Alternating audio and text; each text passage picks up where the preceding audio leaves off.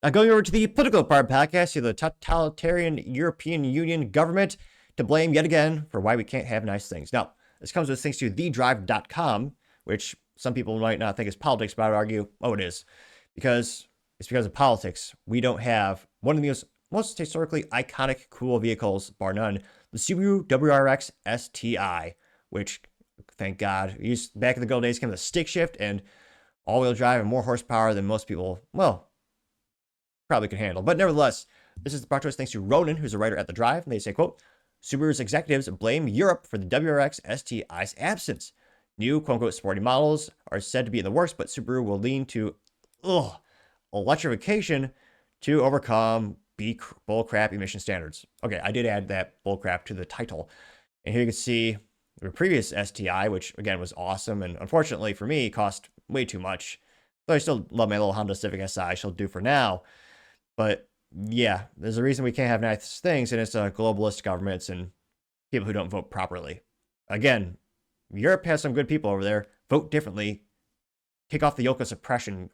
I still can't believe the most pathetic is Germany, which leads to GDP, innovation, everything for the European Union. Even then, they bend over and say, oh yeah, our most powerful automotive brands, we'll make craps. We'll stop making the best things we do so that, China will inevitably win with EV wars. Ridiculous, weak, and pathetic, Europe. Pathetic. Now, jumping into the article, they say, quote, with the exception of the limited edition Japan-only model, it isn't sounding like the current generation Subaru WRX will spawn a quicker, more powerful STI. One of the company's top executives blamed its WRX STI's death on Europe's ever stricter emissions norms, while hinting that Subaru could ride electrification back into the sports sedan segment, which, no, absolutely not. I don't think so. Now, this is David Dello. He's the head of Subaru's European division. He said, quote, ask the average person what Subaru means and they'll say STI. True. You can't disassociate that from Subaru, so we need to bring sportiness back to Subaru. Unquote. He also says, right now we can't do it. Europe says we can't because you can't have a gasoline particulate filter that can literally choke your engine. They say he's got a point. In recent years, draconian emissions regulations have kept numerous sports cars from the European market. Nissan, well, I was going to say the Volkswagen Golf with the stick shift, they killed the stick shift because it got less emissions, less fuel efficiency, and the European Union killed that car too. I mean, it's disgusting what they're doing. Now, they say Nissan does not sell the Z in Europe because the European Union, because of their shrinking European sports car market, and specific regulations on emissions made it impossible to put together a viable business case. Renault stopped making hot hatches for the same reason. Honda still sells the Civic Type R, but the model cost $120,762 to buy and register. What the hell? 107.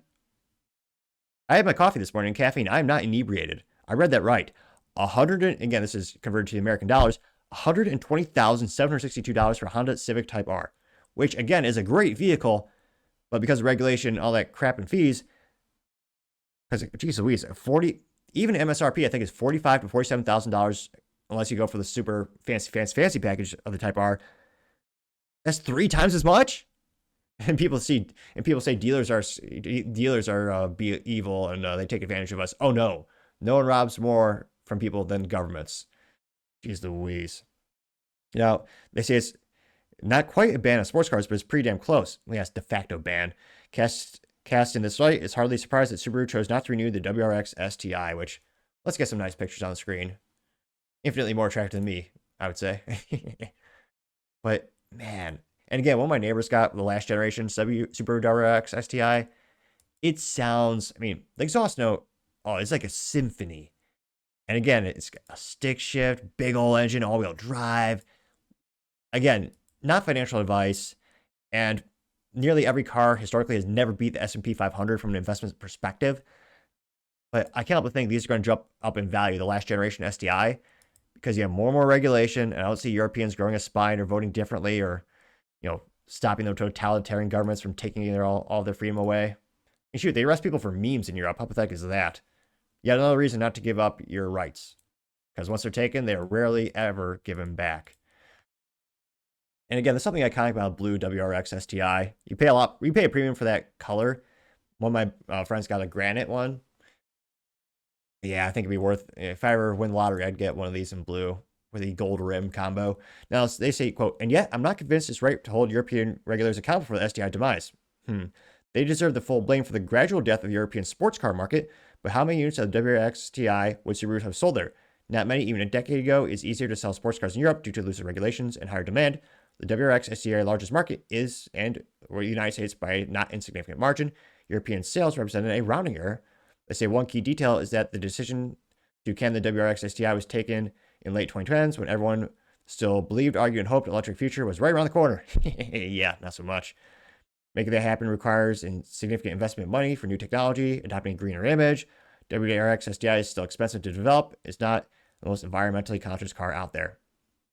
And I say, quote, I don't have a crystal ball, but pure speculation, but I'd argue that WRX STI died mostly because it was the wrong car at the wrong time, but do not hold your breath for next generation STI, at least not one powered by a sonorous turbocharged flat 4 engine alone.